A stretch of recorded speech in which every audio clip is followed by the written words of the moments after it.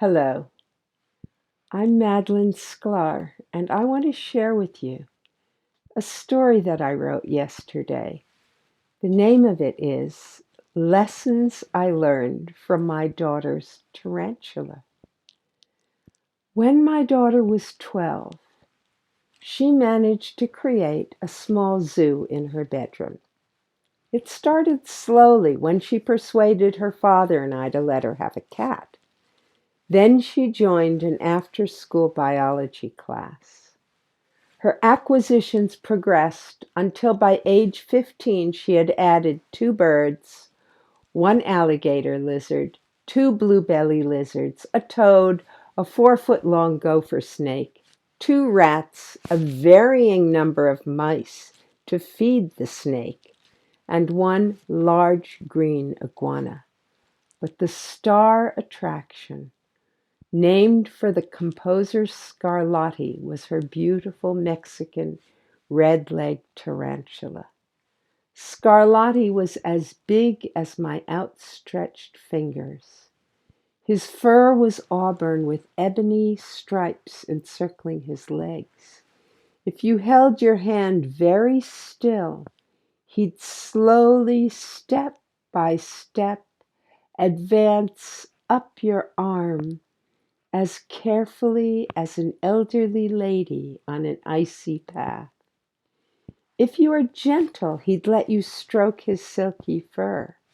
However, once when a boy, showing off, grabbed Scarlatti, he found this same soft fur instantaneously could sting like nettles. Although Scarlatti was venomous and could, if feeling endangered, inflict a most painful bite, he was a gentle creature who subsisted on a diet of crickets. We were all very fond of him. Our daughter's room by now smelled like a zoo, and we kept her door tightly closed. Occasionally I would check on her animals and make sure Scarlatti had a fresh supply of crickets. This time, as I approached his terrarium, I was horrified and saddened to see him lying on his back, legs stiffly extending upward. I quickly left the room, not wanting to touch him until Lila returned from school. It wasn't long before I heard her footsteps approach.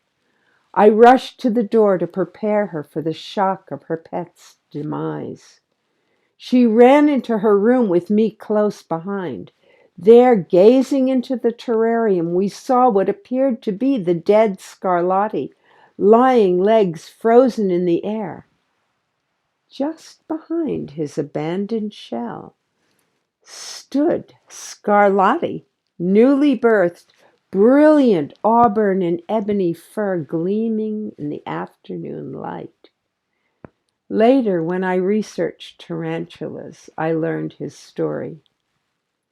The male Mexican red-legged tarantula may live as long as 10 years. They don't necessarily molt every year, which is why we were so astonished. I learned that as tarantulas grow, they must cut a doorway in their abdomen so that they can step out of their constrictive, hardened shell and into their new life. If they are not able to accomplish this task, they die. Now many years have passed. I find myself reflecting on the memory of the tarantula giving birth to itself. I think about how we also must continually rebirth ourselves from our hardened old shells if we are to live fully.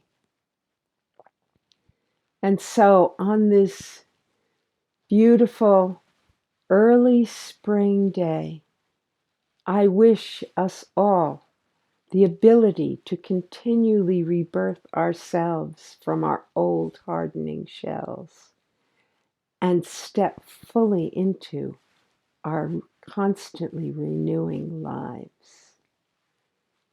If you're interested in knowing more about what I do as a life recreation guide, or if you want to read more of my offerings, please visit my website, grandmothershealingwisdom.com, that will be listed in the comments below. And have a beautiful Saturday. Thank you.